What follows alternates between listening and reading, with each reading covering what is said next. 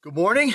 We are back. Before we jump into this podcast, I'm so stoked to drop another episode of the You Love to Hear It, especially with one of my best friends, DalyWear, aka the Overstoker, aka the guy who helps me out not only monetarily with creating this whole entire dream, but supports with just making so much behind the scenes effort and work for this whole entire thing to go down. I know you guys are going to love this episode. I have to say before it drops that we are also available on Spotify, iTunes, all of the podcast streaming platforms. If you're watching, please drop a thumbs up on this. Consider subscribing. We are dreaming on the road to 100K right now, and we're currently in Vermont.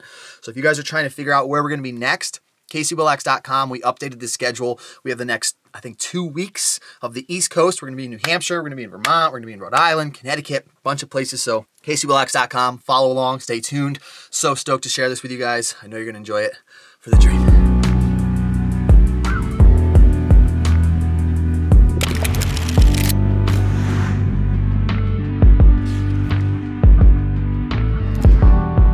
Should we write some stuff down? Nope. This is it. This is already live. I need to plan this. This is already going to be on. Oh, I need to think. All right, ladies and gentlemen. Welcome, baby. Welcome back to another episode of the You Love to Hear It podcast. We got yours truly, DalyWear, aka the most stoked human on the planet, the Overstoker, Jet Bro, the absolute ledge, my partner in this whole insane thing that we have going on, the Gnar V, Overstoker, Dale, Jet Bro. The day one, the legend. That's amazing. Thank you, dude. I like how you put that. That was well. What episode are we on? As you saw, we did not plan one thing. We have nothing written down. Behind us and in front of us, we have a whole setup built for a live chat, which we were putting off for a while. And then we were making the claim that if you guys dropped enough thumbs up on the live chat that we were going to do a podcast directly after it. Because shout out to Loom Cube. We have this insane rig set up where we actually look pretty good. Maybe. Drop a thumbs up if you boys look good. I feel like the lighting looks pretty good. I'm feeling solid right now. This is the most official thing I've ever done in my life. Dale, what's the claim? The claim is we're mid-pre-Gnar V stokage in Colorado at Green's house. Mid-pre. Like where we started it, we're in the middle of it, we're like it's just about to go down.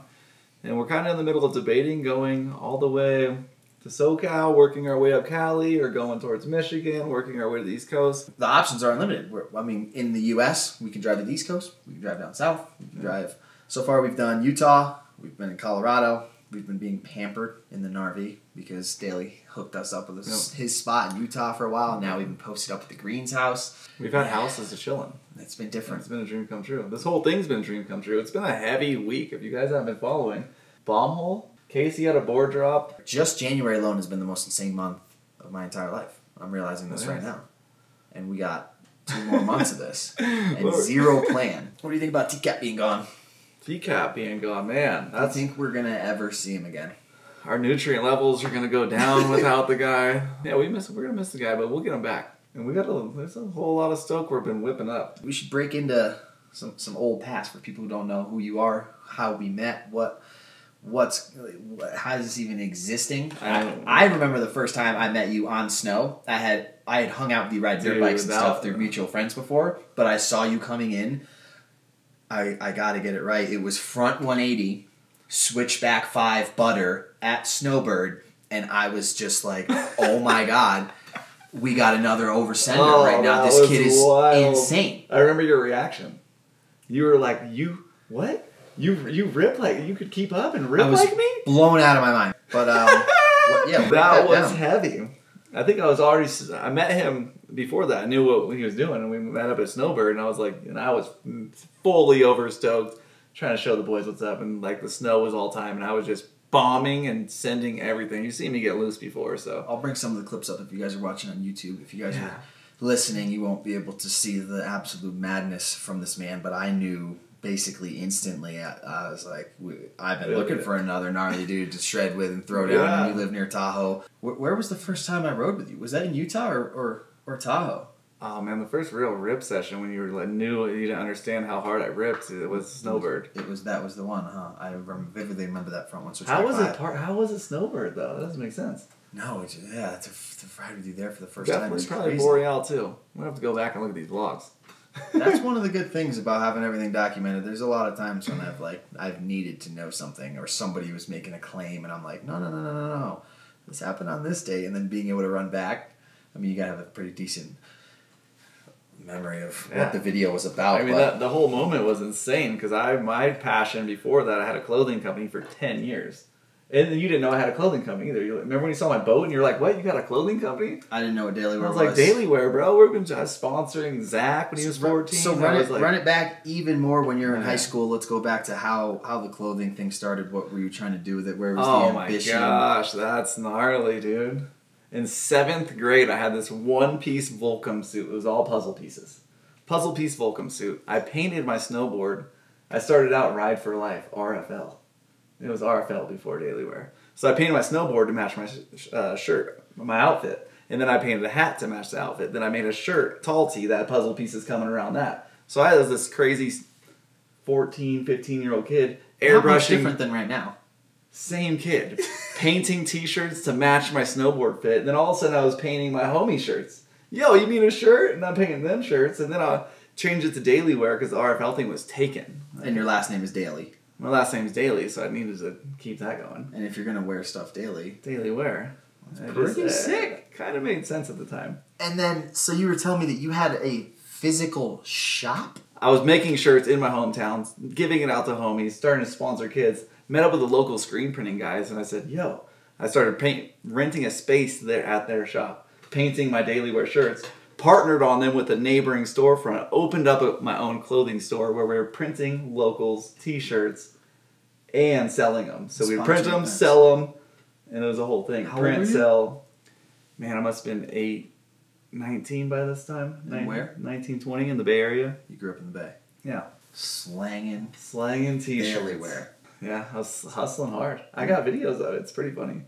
I could drop a video part. I could drop a little part of the grand opening. We might need a little clip over this. Grand opening of the store. The grand opening of the store. I did a full edit of it. I can't believe you had a storefront. Storefront's gnarly. So, I mean, we've both been just hustling in one way or another for so long that it's like, that's all we know, really. That's all we know. I was selling coconut oil at one point. Anything that I knew that I could find out that people were trying to like needed, and I noticed the boys were all using hella coconut oil for their hair and for cooking and for just you so bought many a different cow things. and you started selling the cow. I was selling meat at one point. Meat.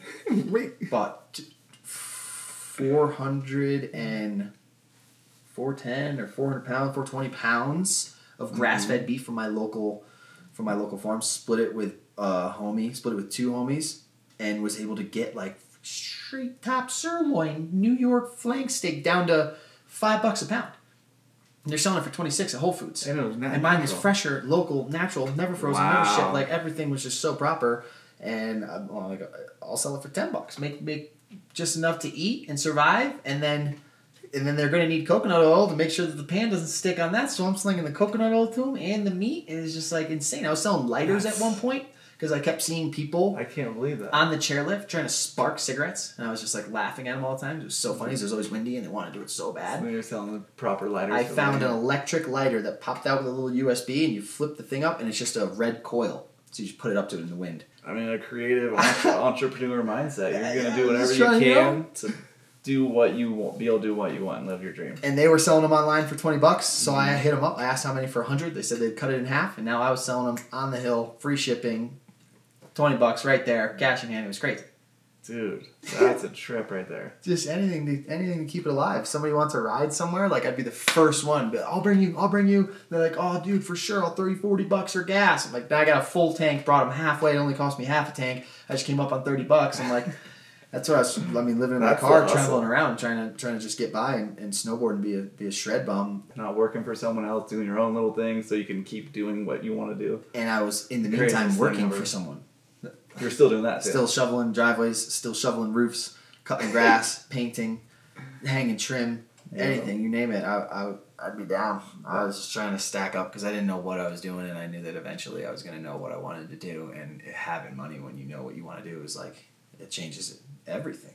Literally changes everything. Literally everything. And it makes you get into yourself in different situations. Like me with remodeling the house, like you'll do anything. All of a sudden I'm framing in windows, doing sheetrock, mudding, taping, texturing, painting, flooring, walls. I'll do anything. You've built houses. I built houses just to keep the, you know. What? So the DalyWear was popping off. Oh yeah, we gotta get back to that. You had a storefront. The storefront. I think even. Oh, I gotta get this timeline right. Right out of high school, first thing I did. Me and 6 friends moved to South Lake Tahoe, 1 block from the beach, 1 block from Heavenly. All got jobs at the ski resort at Heavenly. Right out of high school. So I graduated in June. By October, I was in South Lake Tahoe with 6 of my best friends snowboarding every single day. I have the exact same story. The exact same story. It was just insane jamming all the homies into the house, and you being in Tahoe doing the same exact thing in South Lake, the same age. Well, me and B-Dub. Freaking weird. And then how many of your friends now did you meet through that? Moving to Tahoe? Yeah. Oh my gosh, so many. It's hard to freaking go back, but yeah. All the homies that I'm best friends with to this day, Brent, Jamal, Crowbar, met all of them at Mount Snow. And it's funny how everyone. Those are all like your day one homies, still there. They'll always be there, and there's so much love because that moment in life with them. And it's like we did have our day ones, but Jamal did the same thing. Jamal moved up from Jersey. Like that's something that you guys are listening, and you guys are at a younger age, and you don't know what to do. I can't push it enough. Get with the homies, just humble yourselves. Stack up $1,200 or $2,000, whatever you can, all summer long. You got 8 months to do it, even more, 9 months or whatever. Stack it up so you can get out, so that you can pay off your season up front. We used to literally drop like $800 on the pass, drop $2,000 on the winter. It was like $400, 5 months. The whole entire season was paid off, and then your job that you have working at the mountain, you get a free job, and they give you, or you get a job, they give you a free pass, and then you don't have to pay for your pass if you do it that way, or if you want to do it the other way, then you buy your pass, and then you're just shredding the whole time like me, and then you try to get a dish job or something like that, or you do both. And I can't tell you how many people we meet every day that tell us like, yo, I saw your Mount Hood video or something, and I drove out here, I've been living in my car for the first week. Next thing you know, you meet somebody, they put you on your couch, they get you a job, now you got a pass, now you're shredding, now you got some of the best friends and memories that you could ever have in your life, and you were contemplating whatever that you didn't want to do before that. You know, maybe either taking a year off, desk job, or like right off the rip, or go to college and go get hammered and like waste your parents' money. Oh no! But I mean, I'm all about if you know what you're going to do and you want to go to college and you want to hammer that out. And you got your my best friend did the college thing while we moved to Tahoe, killed it. You can even do stuff's online now, but that is just such an insane route and so many people. I mean, it's gnarly. It takes a good, decent human to commit and do that. So I always thought like, wow, you're just surrounded in a mountain town like that with a bunch of legends, because you got to be kind of a legend to like commit and go somewhere and move somewhere new and commit to just straight shredding all the time and just not trying to save up a 401k. Like that takes some commitment, and it's like so you meet some cool people that are all like-minded. That's how I literally have all my best friends to this day. That's insane. So awesome. T-Cap did it too. You know, it's funny. T-Cap didn't move in with us in that house because he was fortunate enough to where his parents had a crib. So he actually moved to that house. Started renting that one out with some other girl or something like that, or some other dude, and he. I wish he was here. We got to do it. First of all, drop some comments. Let's get 50 TCAP comments, and we'll do it. We'll do a TCAP. You'll love to hear it podcast, but something happened, and like. I don't want to give away too much stuff, but like he got blacklisted from working at the mountain. I could be like fully wrong. We'll get it, but it's around those lines. T-Cap tried to play him, but I only lasted 2 weeks at the ski resort. Oh no. Yeah. Oh, I did years. No, I didn't. Years and years and years. No. I set up an easel in my bedroom and started airbrushing T-shirts, and I was selling those T-shirts at a local shop in South Lake Tahoe, South Shore Fitted. They sold shirts, and I would just hustle T-shirts. The DalyWear stuff, you've always had random merch all over the place. Even when I met you, there was gear and stickers and prints and presses and tabs and labels and everything. And fast forward to now is insane. People and the Overstoked line and the merch and everything is just the whole message behind it. It's so obvious. It resonates with the moment that I heard Overstoked. You one of those things where you're like, oh my gosh. It's like it's like the word that was on your tongue that you couldn't think of who it was or the actor in that movie, and then someone says it, and you're just like, oh, you feel that relief. Oh my gosh! I had been overstoking my whole life and didn't realize what was really going on. Yeah. What about the day I said the word Overstoked? I was in Park City, Utah, remodeling my family's house.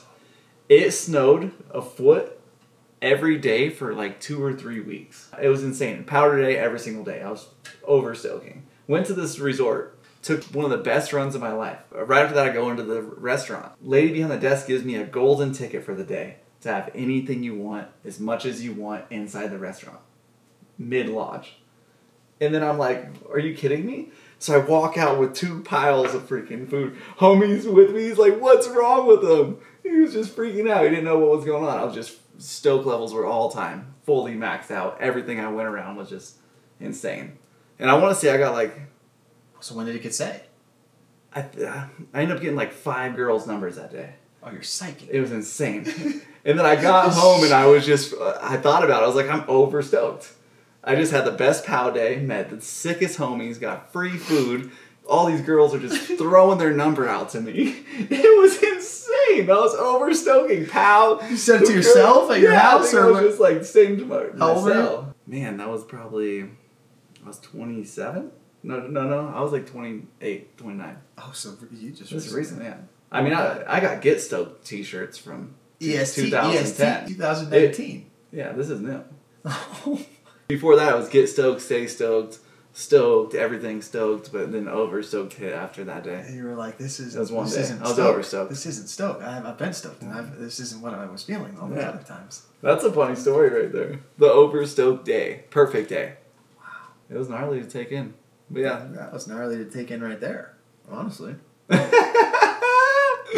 And then we met up with you at Snowbird, and it was a wrap. It was the over and the stoked connected and made the overstoked. That was mental. I think you got in my van after we met. Because we were like, you're just rolling straight with, and we already had Tom Malik in there and TCAP and me, and then 250 pieces of merch, everything to ship it, all the surfboards, everything to film surfing, all the snowboard gear, all their snowboard gear, their travel gear, my stuff, my clothes, everything. You were 400 or 500 vlogs in at that point. And you hopped in, you nooked your way in through the top of the 6-inch gap that would let you through, and we sent it to Tahoe. I think we should branch off. I don't want to break into that, though. And we should go to the Gnar V topic, because it's... Oh, the Gnar V topic. I think I just threw the idea out there to you, and you were so down. You were the only one that was without question. I remember where I was. I was on my porch. You called me. You told me what was going down. You said we're going to get an RV. We're going to travel the country in it. We're going to make videos of the entire thing. Go to as many resorts as we can. Stoke as many people as we can. And it sounded like the freaking dream. And I said, okay, we're buying an RV. In my head, I was ready to buy the RV. I already bought it. We had looked for I think it was July. couple months. July or... We kind of just kept our eyes on it. And I remember I kept telling you, because you were so about it. You were more about it than me. We lost a light. Yeah, bro. Those things are legit. Yeah. All right. And I remember you were so about it. You were more about it than me, because you kept sending me photos and Craigslist ads, and you kept all these things, and we weren't ready. We hadn't have the money saved up yet. We thought we were going to team up on it. We thought TCAP was going to throw down. We thought there was going to be 4 people. And I knew that when it was going to go down, it was going to go down. So, like, with the fact that we weren't together, we didn't have the money, we hadn't figured it all out exactly, I just kept saying, like, don't worry. You're looking for the RV at a time when the RV's not even going to pop up that we want, because we're not ready to grab it. And then something happened. We were heading up north. We were about to link. The winter was about to start. I was coming back from Mexico. It was me, D-Dub, TCAP maybe, coming from Southern California. We were driving up. You messaged me, look at this freaking Jamboree, and it looked so sick. 24,000 miles on it, and it just looked... Do you remember the GPS situation? It looked so money. Oh, yeah. I asked you how far away you were from it. You told me literally 3 hours and 27 minutes. I plugged into my GPS. He was up north. I was coming from the south. 3 hours and 29 minutes. We were like 2 minutes away of 3.5-hour drives to meet up and literally scope this thing out, stoke this guy out, drop him some money, and have a guaranteed signed thing when we left there that it was going to be ours. The timing was so insane. It was like meant to be when we were the same exact distance. Meet it. Get there, low mileage, everything. We had D-Dub, we had TCAT, we had the people that were going to that you would want to be. It was just, I think that was Dossie there. That was the sickest thing ever. It might have been. I just remember test driving that thing. It was a whole different vehicle. It was a completely different vehicle. It was. There was one crappy bed in the back, queen, right? Mm-hmm. That got pulled out, and Daly immediately took this thing home. In the first week before we went on tour, we bought it. We bought it. You took it right to your house. You guys were snowboarding. It was not 2. It was like a week. You were already snowboarding, and I was working. We went to Tahoe. We're shredding, and you were. It was a full blown week, and we were riding powder. And this kid took the whole back out, destroyed all the cabinets. Built 4 bunks, I guess 2 bunks, 4 beds, 2 for storage that we use up top, 2 for the blow. Custom cut all of these sick pads. Took out the front 3-4 wraparound cabinets and TV. Blew the walls out. Built a whole double bed, like king bed section that's open and removable. Took it to the shop, bearings, tires, like oil change, all of just a full tune-up, like plugs and wires. It was insane, and literally came and picked us up, and it was a completely different rig. 2 weeks later, literally a dream. Sent it. We were so late that we were trying to make it to the East Coast for Christmas because we had TCAP and Dossie and me, all our families over there. You were beasting. You were going to do the East Coast family thing, and we sent it so fast over there. Was that the one we drove to Florida? That's when we drove to the East Coast. We all got sick.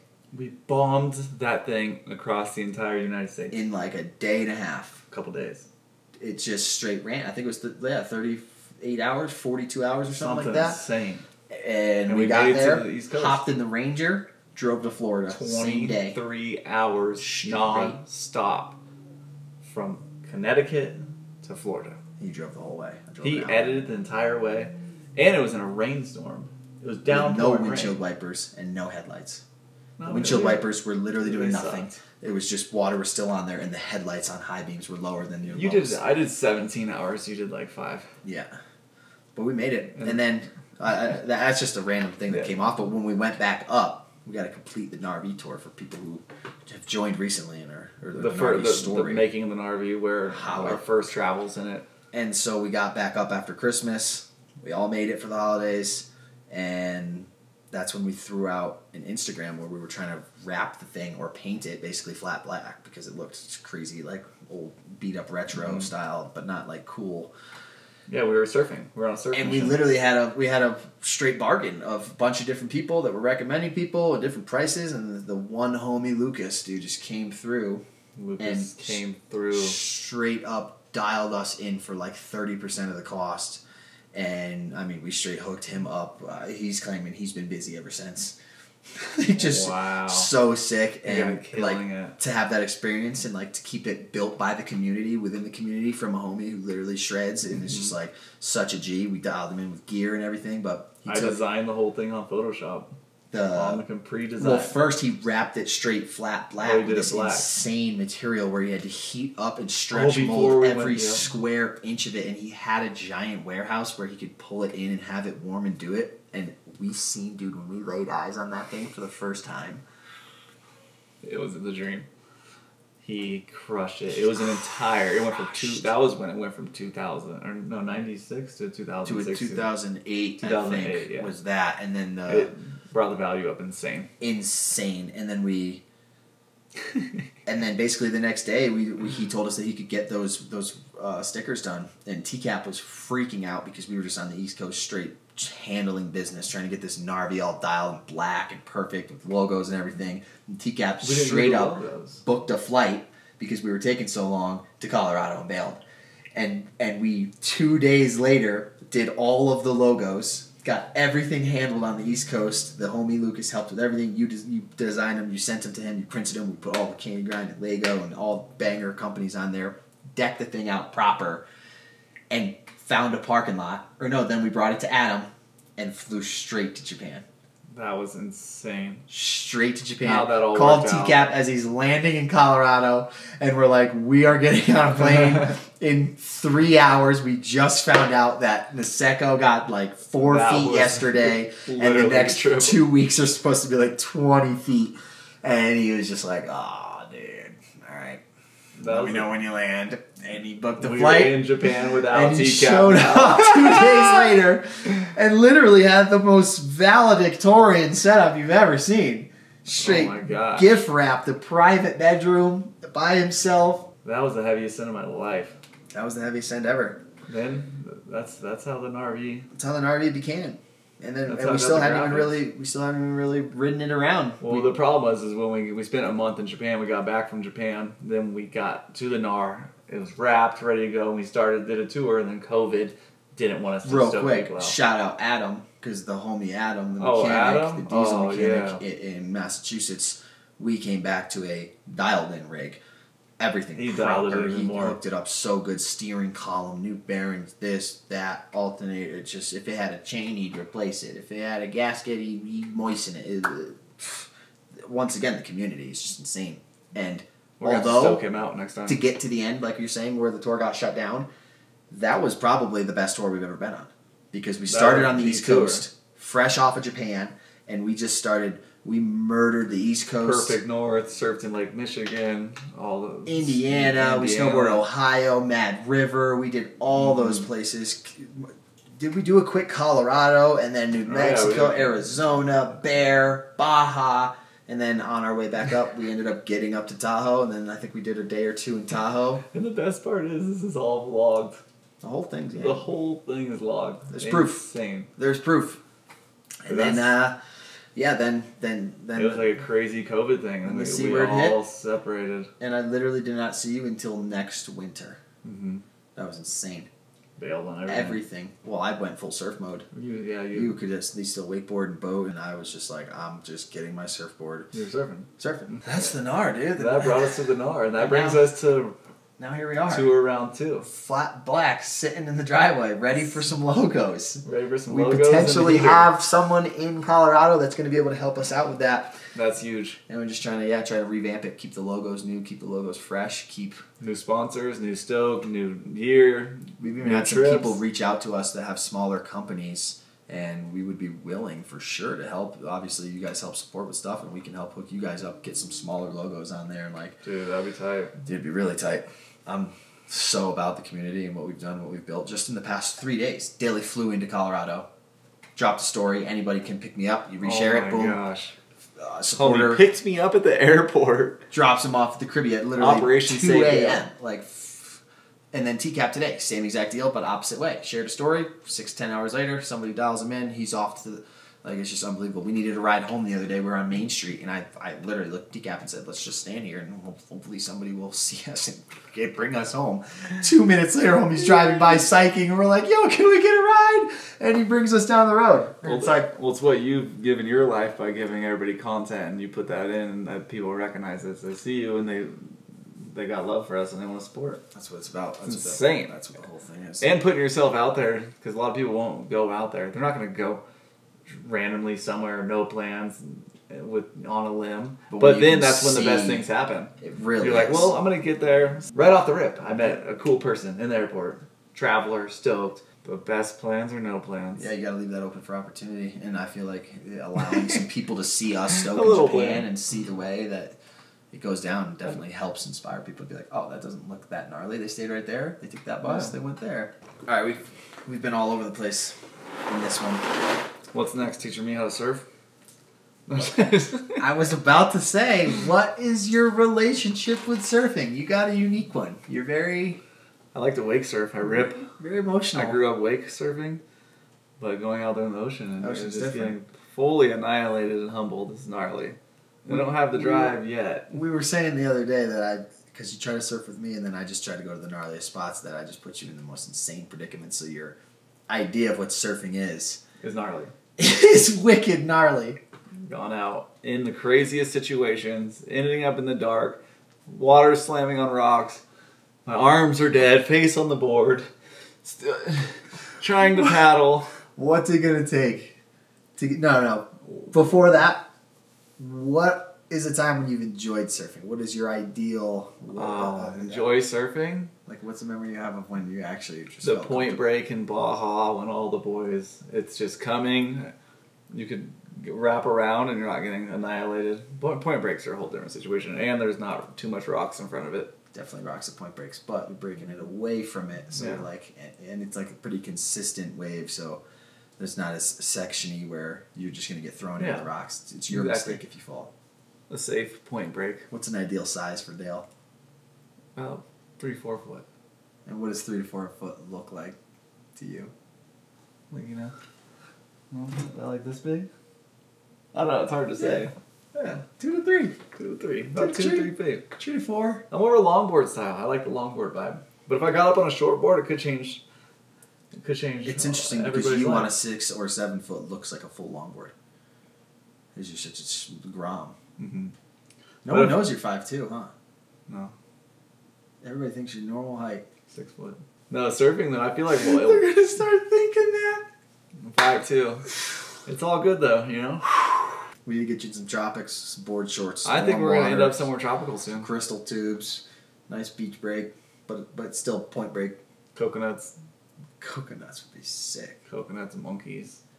I want to jump back to the surfing is a little bit out of your element. It's not my element.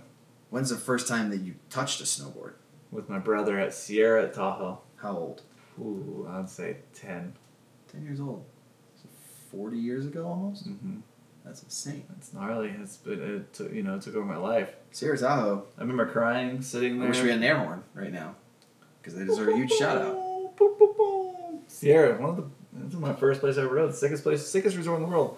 And that was just devastating what happened last year though. I couldn't even begin to grasp how insane that is. So how was it? First turns? Trouble? I was pissed. Falling? I mean, I was getting around. It was a powder day. Oh, no. And I was just stuck in the snow, throwing a tantrum. My brother no. threw me out there. They were all ripping. I was a little... Quick PSA. If you guys are trying to learn how to snowboard, and you're going out there for your first couple days or whatever, and it's a POW day, find some groomers. You want to go on a hard-packed trail that is not fresh POW, because there's a whole leaning thing going on, and there's a whole edging thing of snow building up that you just as a beginner do not want to deal with. How much snow were we working with? With that then? I was probably only a couple feet. 3-4 feet? Yeah, I mean, I don't know. Who knows? It's a lot of, a couple feet. I just remember the struggle getting up. You were useless. You kept getting stuck. Near the woods? Trails or what? I think, off the sides. Just everywhere. It's just puking. But I picked it up pretty easy. But my brother, I had an older brother. He's 5 years older than me. And he would just push me down in a good way or bad way? In a good way. Okay. I mean, I was already racing BMX for 6 years at that point, and my BMX style instantly brought me. There's something about board sports or just action sports in general that at least the mindset will translate over. Mm-hmm. Like BMX transferred over to snowboarding. To surfing doesn't. But yours did because you've been surfing, you've been wake surfing, you've been wakeboarding, you've been doing... When I'm up on a wave, it's a different story. It's game time. It seems to be usually the problem with everybody. Yeah, snowboarding started at 10. Then we had the wakeboard boat, wakeboarding, BMX. And that's why I'm trying to bring the Overstoked thing into wakeboarding, BMX, mountain biking, surfing, snowboarding. 15%. 15%. At least 2% for everything. We gotta amp that up. Dirt biking. Oh. We got pit bikes now too. I got a 110. If we could get the old school Dale with the storefront sponsoring people. Imagine you're sponsoring people out there watching the vlog. Dude. Kids start sending you want a video sent. They start sending you some bangers. You start sending them some gear. Next thing you know, Overstoked's taking over. It's a whole. Sign me up. Let's go. We need an Overstoked kid out there that I could sponsor. Who can I sponsor? I'm looking for an Overstoker. You have an Instagram, right? For Overstoked? Yeah. Stoked on Instagram. Send your videos. You have to be stoking in the video, but we need some talent. Talent and really stoked. And motivated to spread positivity and love. And drive to put some content together. Like, it's one thing to be a good rider, but to take that extra half an hour and to get that clip for somebody and to send it over is like, it shows a little bit extra. If you're going to be getting something out of it, you're going to be getting some merch, you're going to be repping, you got to be giving something that brings smiles. Something to bring smiles. Send it. DM, direct message, your bangers, your clips. Put something up. Don't just send a banger and then send a message. Make something proper. Make it. Imagine. And I'm looking for either a pit bike guy, snowboard guy, wakeboard, BMX, or snowboard. We got 5. We got some options. So whatever you're crushing it at and you're really stoked. You guys can do that with me too. I have the @Casey-Willax vlogs Instagram. If you got bangers and you guys are throwing down your support and you're trying to get some, we can start dialing kids. Yeah, in. throw Let's start sponsoring dropping people. you freaking merch. I want to start getting people passes, buy you boards, a bike, gear, all types of stuff. That's what we're working on That's here. the end goal. As much as we're trying to build this up for ourselves, just like stoke it out, it's just not about that. We're gonna start building. We've been stoking before this. We've been traveling and dirt biking and handling all that. Like we're doing this for the people the goal, to give back. Because that's what feels best. And there's a lot of people that aren't as fortunate as us, or that are potentially just younger that could get knowledge at an earlier age than I was able to about specific things that will then let them progress earlier. And like seeing that manifest and go down is that's the best thing in the world. We got this. We got this, dude. We got you, bro. Straight up, we appreciate all of you guys. What are we gonna? This is a short one, but I feel like we should wrap it up so we don't get overwhelmed. We're gonna come back with another one of this. I feel.